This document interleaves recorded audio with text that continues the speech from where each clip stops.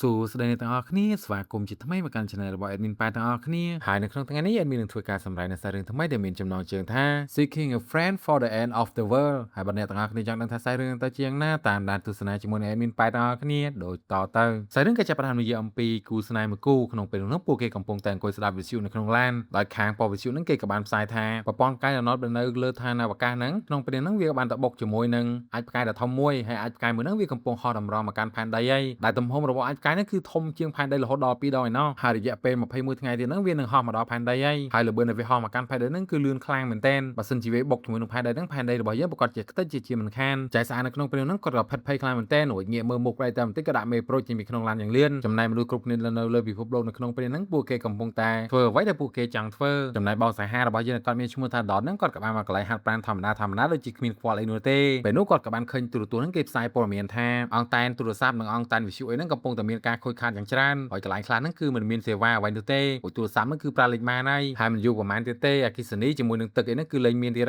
ហើយនៅតាមដងផ្លូវហ្នឹងគឺសម្បូររថយន្តខ្លាំងមែនទែនដោយសារតែពួកគេហ្នឹងកំពុងតែធ្វើដំណើរត្រឡប់ទៅផ្ទះដើម្បីជួបជុំគ្រួសារជាលើកចុងក្រោយខុសប្លែកអីតែបងដតរបស់យើងហ្នឹងគាត់មិនខ្វល់នោះទេអ្នកទាំងអស់គ្នាគាត់ក៏បានទៅធ្វើការធម្មតាដូចជាគ្មានរឿងអីកើតឡើងអញ្ចឹងហើយនៅពេលដែលគាត់បានត្រឡប់មកដល់ផ្ទះរបស់គាត់វិញហ្នឹងគាត់ក៏បានស្រែកចន្ទៀហៅប្រពន្ធរបស់គាត់ដែលមានឈ្មោះថា Linda ហ្នឹងឯងដោយបងដតរបស់យើងហ្នឹងសង្ឃឹមថាចែស្អាតរត់ចោលគាត់កាលពីថ្ងៃមុនហ្នឹងត្រឡប់មកវិញប៉ុន្តែចែស្អាត Linda ហ្នឹងគាត់មិនត្រឡប់មកវិញនោះឡើយអ្នកទាំងអស់គ្នាមិនឃើញចែស្អាត Linda ទៅឃើញចែក៏មកពីណានោះវិញដោយអ៊ីក្មារបស់យើងនៅក្នុងពេលហ្នឹងគាត់ក៏មកធ្វើការធម្មតាដូចជាគ្មានរឿងអីកើតឡើងដូចគ្នាលក្ខណៈថាអត់មានកន្លែងទៅអញ្ចឹងមកធ្វើការធម្មតាទៅហើយពេលវេលាក៏បានកន្លងផុតទៅអស់រយៈពេលជាច្រើនថ្ងៃនៅក្នុងពេលហ្នឹងគឺនៅសល់ត្រឹមតែ14ថ្ងៃទៀតតែប៉ុណ្ណោះអាចផ្កាយដ៏ធំហ្នឹងវានឹងហោះមកបុកផែនដីហើយនៅក្នុងថ្ងៃនេះហ្នឹងបងដតហ្នឹងគាត់ក៏បានមកជួបជាមួយនឹងមិត្តភក្តិជាទីស្រឡាញ់របស់គាត់ដែលចែស្អាតហ្នឹងគាត់ក៏បាននិយាយទៅកាន់បងដតថារួយសោកស្ដាយផងបងដែលប្រពន្ធបងឯងរត់ចោលបងឯងហើយក្រោយមកចែស្អាតគាត់ក៏បានណែនាំនារីម្នាក់ទៀតឲ្យបងដតរបស់យើងស្គាល់ដែលចែស្អាតម្នាក់ហ្នឹងគាត់មានឈ្មោះថា Kaylin ក្រោយមកទៀតពួកគេក៏បាននាំគ្នាចូលទៅក្នុងតុអាហារមួយកន្លែងលក្ខណៈថាអង្គុយជុំគ្នាអញ្ចឹងទៅហើយក៏បាននាំគ្នានិយាយពីរឿងក្នុងចិត្តរបស់ពួកគេរៀងៗខ្លួនរួចមានអ្នកខ្លះចង់ទៅលេងកំពង់សោមមួយអ្នកខ្លះទៀតហ្នឹងចង់ទៅលេងកពតអីចឹងណាមានសមុទ្រដូចគ្នាក្រោយមកកម្មវិធី party មួយហ្នឹងវាក៏បានបញ្ចប់ទៅរួចបងសង្ហារបស់យើងគាត់ក៏បានត្រឡប់មកផ្ទះវិញហើយអង្គុយមើលរូបថតប្រពន្ធរបស់គាត់យ៉ាងសោកសៅតែម្ដងហើយមិនតែប៉ុណ្ណឹងគាត់ក៏បានទិញម៉ូនីកាមួយនេះយកមកផ្លុំធ្វើបទចម្រៀងសោកសៅទៀតផងហើយរំពេញនោះហ្នឹងក៏ស្រាប់តែមានស្រីស្អាតម្នាក់ទៀតហ្នឹងមកអង្គុយនៅកន្លែងមាត់ប្រួយរបស់គាត់ហើយយំលហេមលហាមបែបដូចជាអត់មានលុយបង់ធនាគារអញ្ចឹងហើយបងដតនៅពេលដែលឃើញបែបហ្នឹងគាត់ក៏បានបញ្ញាប់បញ្ញាល់ទៅសួរអ៊ីម្នាក់ហ្នឹងថារួចមិនហើយកាត់អីបានយំលហេមលហាមអញ្ចឹងរួចអង្គស៊ីដេកខ្ញុំដែរមែនចែស្អាតរបស់យើងគ្រាន់តែឃើញបងដតទៅសួរនាងព្រាមហ្នឹងនាងក៏បានស្ទុះមកអោបកបងដតយ៉ាងជាប់ហើយក៏បាននិយាយថាចាប់ពីពេលនេះទៅហ្នឹងខ្ញុំប្រហែលជាលែងមានឱកាសបានទៅជួបលោកប៉ាអ្នកម៉ាក់ខ្ញុំទៀតហើយពេលនោះបងដតក៏បាននិយាយថាចូលមកក្នុងផ្ទះសិនមកកុំតាន់អាចយំលហេមលហាមមួយអោបកខ្ញុំចិត្តបាក់ហើយក្រោយមកនៅពេលដែលចែស្អាតបានចូលមកដល់ក្នុងផ្ទះហ្នឹងនាងក៏បានប្រាប់ទៅកាន់បងដតថាគាត់មានឈ្មោះថា Penny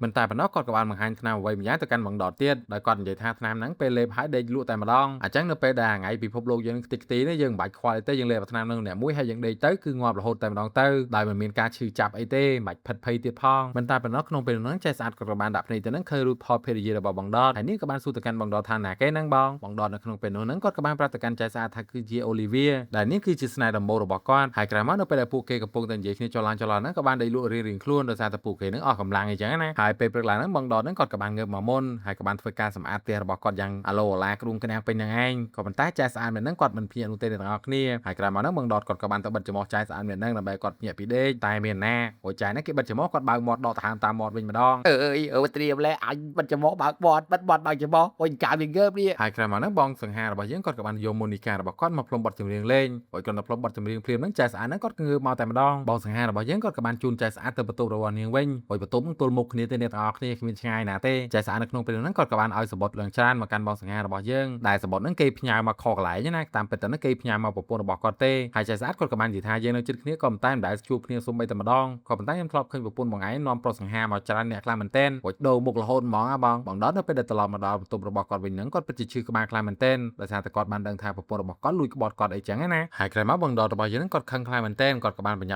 ាចូលទៅក្នុងបន្ទប់ដើម្បីយកខោអាវរបស់ចែស្អាត Linda ហ្នឹងយកមកបោះចោលអស់លីងតែម្ដងក្រោយមកបងដតគាត់ក៏បានទៅទិញទឹកថ្នាំលាងកញ្ចក់ដើម្បីយកមកសម្អាតកញ្ចក់ទៀតរបស់គាត់ប៉ុន្តែមានណាអ្នកទាំងអស់គ្នានៅពេលដែលគាត់ដើរត្រឡប់មកវិញហ្នឹងក៏បានឃើញគូស្នេហ៍មួយគូហ្នឹងកំពុងផ្អែមល្ហែមជាមួយគ្នាតែម្ដងហើយបងដតហ្នឹងគឺជាណែនគេខ្លាំងមែនទែនអ្នកទាំងអស់គ្នាគាត់ក៏បានសម្រេចចិត្តសម្លាប់ខ្លួនឯងចោលដោយផឹកទឹកសាប៊ូលាងកញ្ចក់តែម្ដងហើយនៅក្នុងពេលហ្នឹងគឺនៅសល់ពេលត្រឹមតែ12ថ្ងៃទៀតតែប៉ុណ្ណោះពិភពលោកនឹងបែកខ្ទេចខ្ទីហើយបងដតរបស់យើងគាត់ក៏បានដឹងខ្លួនត្រឡប់មកវិញពេលនោះហ្នឹងគាត់ក៏បានដឹងថាគាត់មិនតន់ងាប់ទេអ្នកទាំងអស់គ្នាពេលនោះហ្នឹងគាត់ក៏បានឃើញឆ្កែមួយក្បាលហ្នឹងកំពុងតែអង្គុយចុងជើងរបស់គាត់មិនតែប៉ុណ្ណោះក៏មានស្លឹកกระดาษមួយនឹងគេសរសេរថាសុំទោសក្រោយមកបងដតគាត់ក៏បានសម្រេចចិត្តយកឆ្កែមួយក្បាលហ្នឹងយកទៅចិញ្ចឹមហើយនៅពេលដែលបងដតក៏បានមកដល់ផ្ទះវិញហើយហ្នឹងគាត់ក៏បានមើល ទូរទស្សន៍ដែលក្នុងទូរទស្សន៍ហ្នឹងគេក៏បានផ្សាយព័ត៌មានថានៅក្នុងទីក្រុងពេលនេះហ្នឹងកំពុងតែមានភាពញ៉េញ៉ៃហើយបងដតហ្នឹងក៏មិនសូវខ្វាយខ្វល់នោះទេគាត់ក៏បានយកសបុតចាស់ៗហ្នឹងយកមកមើលហើយនៅក្នុងពេលហ្នឹងគាត់ក៏បានឃើញសបុតសង្សារចាស់របស់គាត់ហ្នឹងផ្ញើមកឲ្យប៉ុន្តែនៅពេលដែលគាត់កំពុងតែអង្គុយមើលសបុតហ្នឹងក៏ស្រាប់តែមានដូនថ្មមួយហ្នឹងហោះចេញពីខាងក្រៅមកបងដតនៅពេលដែលឃើញស្ថានភាពដូចជាមិនសូវស្រួលហ្នឹងគាត់ក៏បានបញ្ញាបីឆ្កែរបស់គាត់រត់ចេញពីក្នុងបន្ទប់មួយហ្នឹងយ៉ាងលឿនដោយសារតែនៅខាងក្រៅទៀតរបស់គាត់ពេលនេះហ្នឹងកំពុងតែរញ៉េរញ៉ៃហើយគាត់បារម្ភពីចៃស្អាតភេនីខ្លាំងមែនទែនគាត់ក៏បានប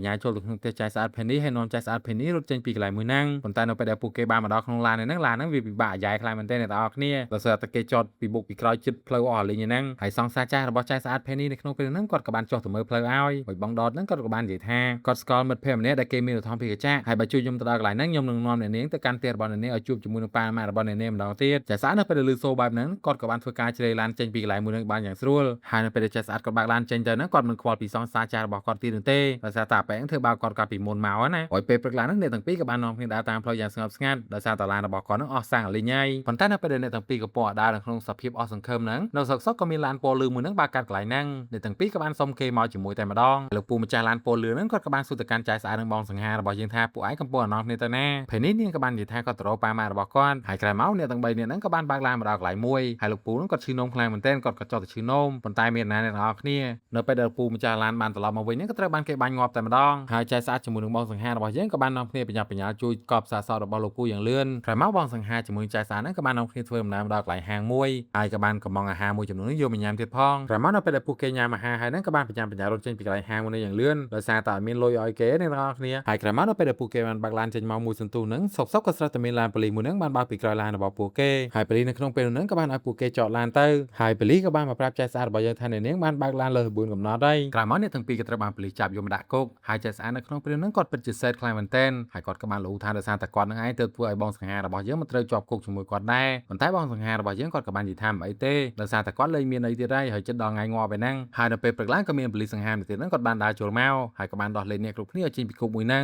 ងហើយបងប៉ូលីសម្នាក់ហ្នឹងគាត់ក៏បាននិយាយថាកាលពីយប់មិញហ្នឹងអាប៉ូលីសម្នាក់ដែលចាប់ពួកគេយកមកញាត់គុកហ្នឹងគឺប្រហែលជាចង់យកស្នាដៃមុននឹងគេស្លាប់អញ្ចឹងទៅបានគេចាប់អ្នកដែលខុសហ្នឹងយកមកដាក់គុកទៅទាំងអស់ហ្នឹងហើយក្រោយមកទៀតហ្នឹងចៃស្អាតភេនីហ្នឹងគាត់ក៏បានសុំឲ្យប៉ូលីសហ្នឹងជូនគាត់មកដល់កន្លែងផ្ទះមួយដែលជាផ្ទះរបស់បងសង្ហាម្នាក់ដែលគាត់មានឈ្មោះថា Spec ហើយក្រោយមកហ្នឹងគាត់ក៏បាននាំចៃស្អាតជាមួយនឹងបងសង្ហារបស់យើងចូលទៅក្នុងផ្ទះរបស់គាត់ដែលនៅក្នុងផ្ទះហ្នឹងគឺមានស្បៀងអាហារច្រើនខ្លាំងមែនទែនដោយសារតែគាត់ត្រៀមខ្លាចលងថ្ងៃក្រោយទៅហ្នឹងអាចផ្កាយបុកផាន់ដេហ្នឹងគាត់ទៅសល់ស្បៀងខ្លះទុកគ្រាន់ស៊ីហើយនៅក្នុងផ្ទះហ្នឹងគឺពិតជាទំនើបខ្លាំងមែនទែនអ្នកទាំងអស់គ្នាដោយមានទូរស័ព្ទកែអណមមួយយ៉ាងទំនើបទៀតផងចៃស្អាតហ្នឹងគាត់ក៏បានសុំនិយាយជាមួយនឹងម៉ាក់ប៉ារបស់គាត់បន្តិចក្រោយមកនៅពេលដែលចៃស្អាតគាត់បាននិយាយជាមួយនឹងប៉ានិងអ្នកម៉ាក់របស់គាត់ហ្នឹងគាត់ពិតជារំភើបចិត្តខ្លាំងមែនទែនហើយបងស្ពេតហ្នឹងគាត់ក៏បានបបួលចៃស្អាតហ្នឹងឲ្យនៅផ្ទះហ្នឹងជាមួយគាត់ទៅមិនទៅណាទៀតទេក៏ប៉ុន្តែចៃស្អាតរបស់យើងគាត់ក៏បានបដិសេធដោយសារតែគាត់ហ្នឹងត្រូវតាមរកសង្សារឲ្យបងសង្ហារបស់យើងសិនហើយក្រោយមកទៀតហ្នឹងចៃស្អាតគាត់ក៏បានខ្ចីឡានពីបងស្ពេតមួយគ្រឿងហើយពួកគេទាំងពីរហ្នឹងក៏បាននាំគ្នាជិះចេញពីកន្លែងមួយហ្នឹងមកហើយក្រោយមកពួកគេក៏បានមកដល់កន្លែងផ្ទះមួយដែលជាផ្ទះរបស់ចៅសាទអូលីវីហើយបងសង្ហារបស់យើងគឺលួចស្រឡាញ់គាត់តាំងយូរណាស់មកហើយប៉ុន្តែនៅពេលដែលពួកគេបានចូលមកដល់ក្នុងផ្ទះហ្នឹងគឺមិនមាននរណានៅនោះទេអ្នកទាំងអស់គ្នាហើយបងសង្ហាជាមួយនឹងចៅសាទរបស់យើងគាត់ក៏បានសម្រេចចិត្តស្នាក់នៅផ្ទះមួយនឹងមួយយប់សិនក្រោយមកនៅពេលដែលពួកគេកំពុងតែញ៉ាំអាហារហ្នឹងចៅសាទគាត់ក៏បានឃើញសបុតមួយច្បាប់ដែលសបុតមួយហ្នឹងគឺជាសបុតចុងក្រោយរបស់ចៅសាទអូលីវ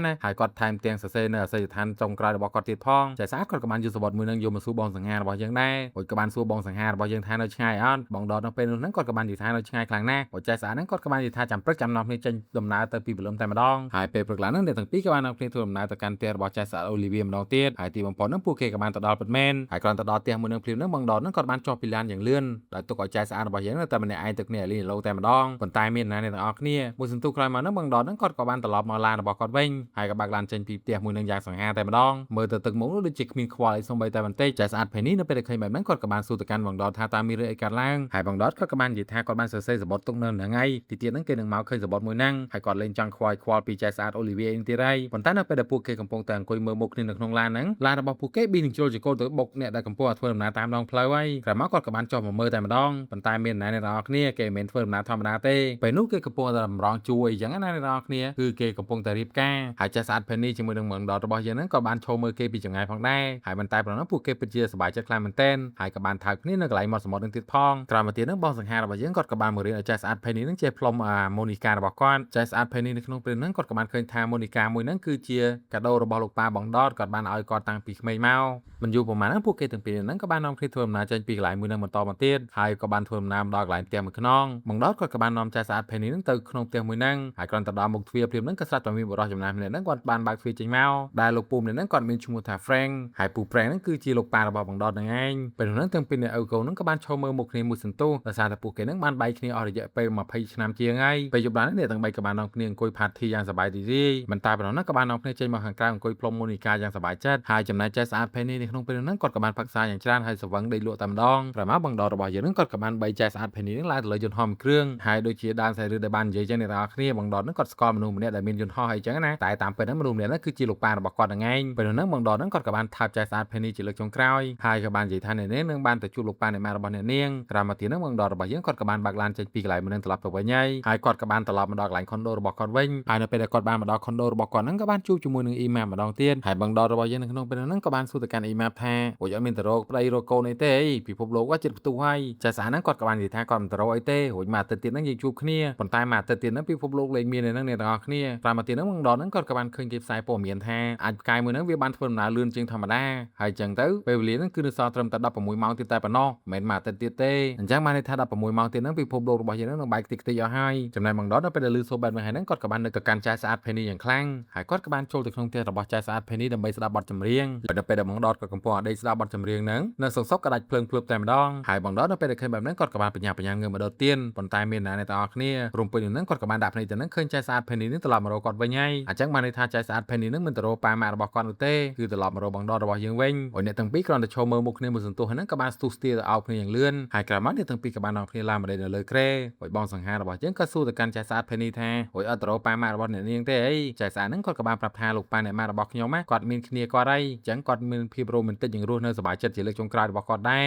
អញ្ចឹងខ្ញុំក៏ចង់មានបងឯងនៅក្បែរដូចគ្នាហ្នឹងហើយនៅពេលដែលពួកគេកំពុងតែពិភាក្សាគ្នាហ្នឹងក៏បានឮសូរសំឡេងផ្ទុះយ៉ាងខ្លាំងអញ្ចឹងបានន័យថាអាចផ្កានេះវាបានហោះមកបុកផាន់ដីហើយវាក៏ជាពេលវេលាចុងក្រោយដែលពួកគេនិយាយគ្នាផងដែរចំណែកខ្សែរឿងហ្នឹងគឺចប់ត្រឹមតែប៉ុណ្្នឹងឯងអ្នកទាំងអស់គ្នាចប់ត្រង់អាគេនិយាយគ្នាហើយអាចផ្កាយហោះបុកផាន់ដីយើងណាប៉ុន្តែសំណាងល្អដែលអ្នកទាំងអស់គ្នាគឺជា fan របស់ admin ប៉ែតអញ្ចឹងទៅអាចផ្កាយវាមិនហ៊ានបុកទេហើយមុនពេលដែលបញ្ចប់ខ្សែរឿងយើងទៅនោះ admin ក៏សូមអរគុណដល់ម្ចាស់ឧបត្ថម្ភកម្មវិធីជាមុនសិនដោយ sponsor ចិត្តល្អរបស់យើងនៅក្នុងថ្ងៃនេះហ្នឹងគឺគាត់មានឈ្មោះថា Von រស្មីគឺគាត់បានធ្វើការឧបត្ថម្ភដល់ admin ប៉ែតណាចំនួន25សេន admin គឺសូមអរគុណនៅទឹកចិត្តដ៏ល្អរបស់បងខ្លាំងមែនទែនក៏សូមជូនពរឲ្យបងទាំងក្រុមគ្រួសាររួមទទួលទានមានបានកើតការវាគុំតិចតិចជុំដូចជាទឹកអប់បំពង់ខ្ចីអញ្ចឹងចុងក្រោយខ្ញុំបាទក៏សូមខន្តីអភ័យទោសចំពោះពាក្យពេចន៍ដែលលើសលួសដោយប្រការណាមួយមិនសមរម្យក៏សូមពុកម៉ែបងប្អូនមេត្តាជាស្រ័យដល់ខ្ញុំបាទផងហើយបើចូលចិត្តកុំភ្លេចចុច like និង subscribe ឲ្យ admin ម្នាក់មួយផងចុងក្រោយខ្ញុំបាទក៏សូមអរគុណសូមជម្រាបលាជួបគ្នានៅវីដេអូបន្តទៀត